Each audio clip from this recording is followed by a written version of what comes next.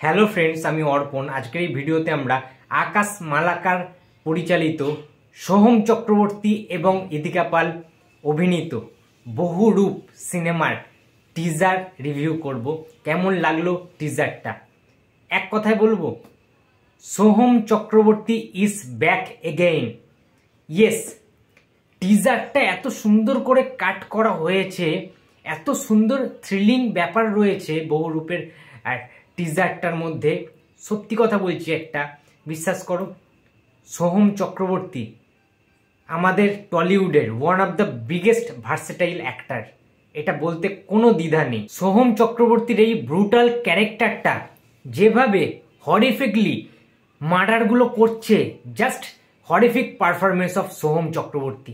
1 minute 15 সেকেন্ডের টিজারটার মধ্যে পুরোপুরি পাওয়ার প্যাকড একটা প্যাকেজ ছিল, যেখানে থ্রিলিং, সাইকো এবং ক্রাইমের মধ্যে যে টানাপোড়েন, যে জিনিসগুলো হচ্ছে, ঘটছে, সেগুলো না দেখতে জাস্ট চোখের পাতা ফেলা যাচ্ছে না, বিশ্বাস করো।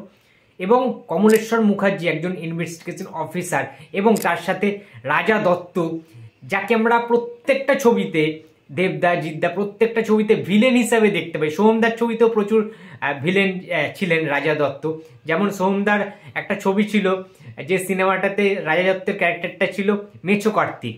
ঠিক আছে, তোমরা নিশ্চয়ই বুঝতে পারছো লাভেরিয়ার কথা বলছি। তো এরকম প্রচুর ছবিতে কিন্তু রাজাদাকে দেখতে পাওয়া যায় সেই ভিলেন হিসাবে, যে খালি প্রোটাগনিস্টের হাতে মার খাবে, অর্থাৎ হিরোর হাতে মার খাবে। কিন্তু এখানে ইনভেস্টিগেশন অফিসারের ভূমিকায় প্লে করবেন রাজা দত্ত।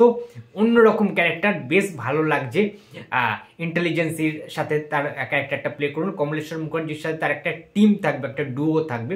সোহম চক্রবর্তীর ওই কেসটা দেখার জন্য, কিংবা যে তদন্তটা হচ্ছে, যে এত এত মার্ডার হয়ে যাচ্ছে, কিন্তু আসল ভিকটিমটাকে ধরার জন্য টোটালি আমি বলতে চাই যে দেবলীনা দত্ত পর্যন্ত রয়েছে এখানে। তার ক্যারেক্টারটাও বেশ ভালো লাগছে। এবং ইদিকা পাল, এই সিনেমাটাতে ইদিকা পালকে কিন্তু কোনো নায়িকা হিসেবে আমরা দেখব না। কিশোরীর নাচের তালে ইদিকা পালের ক্যারেক্টারটা কইটুকানি ছিল, খুবই কম স্পেস পেয়েছিল। কিন্তু বহুরূপ ছবিতে ইদিকা পালকে একটা অভিনেত্রী হিসেবে আমরা দেখতে পাবো।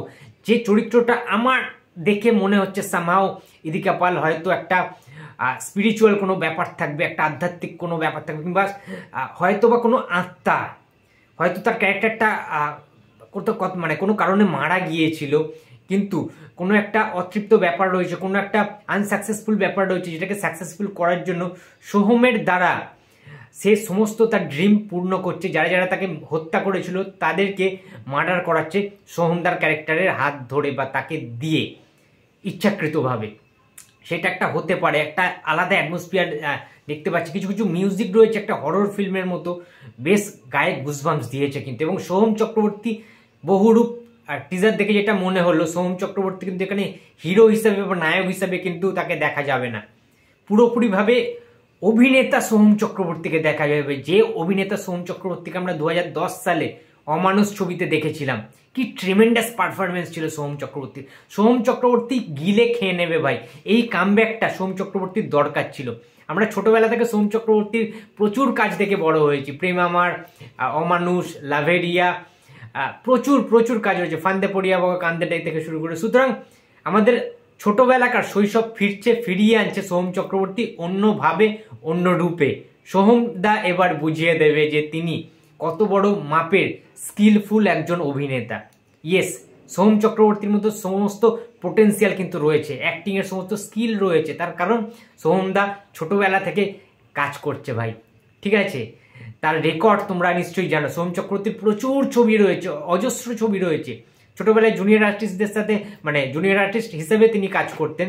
এখন তিনি বড় বয়সে হিরো, নায়ক, অভিনেতা হিসাবে এস্টাবলিশ হয়ে গেছেন। এবং অভিনেতা কাকে বলে, অভিনয় কাকে বলে, বহুরূপ দেখে আমরা বুঝতে পারবো। যে লেভেলের অ্যাকশন করেছে, বহুরূপ টিজার দেখে মন ভরে গেছে ভাই।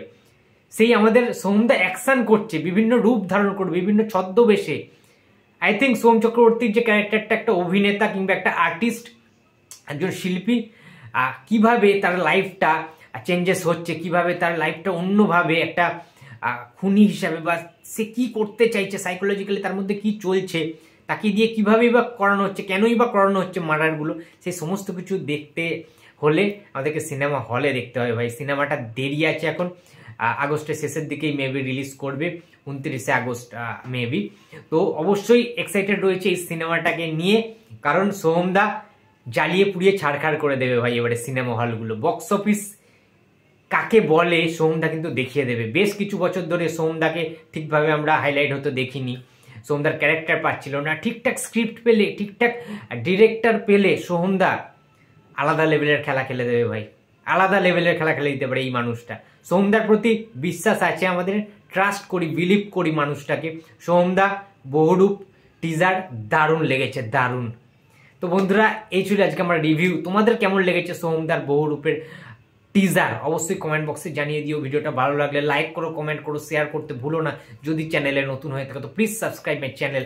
দেখা হচ্ছে পরের কোনো ভিডিওতে। তো টাটা।